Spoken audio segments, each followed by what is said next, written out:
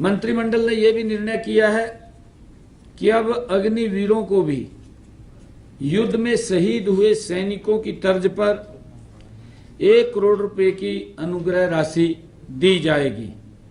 Cabinet ने इसकी मंजूरी दी है, क्योंकि जो हमारे अग्निवीर थे, अगर वो शहीद हो जाते थे तो अब उनको भी उनके बराबर 1 करोड़ रुपए की राशि दी जाएगी। ये तो हो ही गया जब 1 करोड़ रुपए का दे रहे हैं। 2022 में केंद्र सरकार ने 3 सेवाओं, सेना के नौसेना और वायुसेना और हमारी ये थल सेना में अग्निवीरों की भर्ती के लिए अग्निपथ योजना शुरू की थी। अग्निवीरों का पहला बैच अगस्त 2023 में सशस्त्र बलों में शामिल हुआ था। 2022-23 और 23-24 में हरियाणा के सभी जिलों में कुल 5120 अग्निवीर भर्ती हुए थे। 2024-25 के दौरान लगभग 2000 अग्निवीरों की हरियाणा से वो भर्ती हुई थी और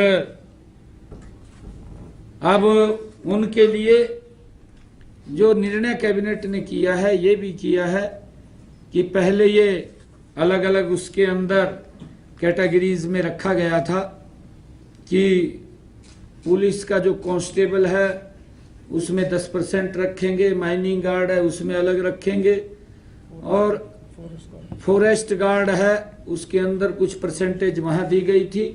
परंतु अब मंत्रिमंडल ने यह भी निर्णय किया कि कांस्टेबल में उनको 20%, 10 की बजाय 20% वो उसके अंदर किया गया है।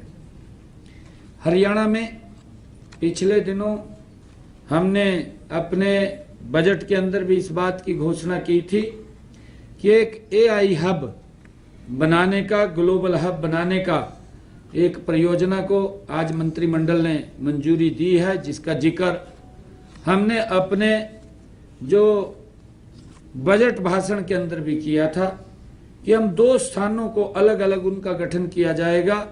गुरुग्राम और पंचकुला में ये हब बनाए जाएंगे। AI परियोजना पर कुल 4,474.39 करोड़ रुपए खर्च होंगे, जिसमें से विश्व बैंक से तकनीकी और वित्तीय सहायता भी ली जाएगी। ये जैसा मैंने बताया है कि ये जो हब बनेंगे, जो global hub Gurugram artificial agency centre और पंचकुला में Haryana advance computing facilities centre स्थापित किए जाएंगे, ये निर्णय किया है। AI परियोजना का उद्देश्य पेशेवर युवाओं को तैयार करना जो मशीन लर्निंग और डेटा साइंस में निपुणता हासिल करेंगे और लगभग इन दोनों से, चाहे गुरुग्राम में और पंचकुला में 50-50 हजार युवाओं को ये रोजगार भी मिलेगा। इसके अंदर उनको तैयार किया जाएगा।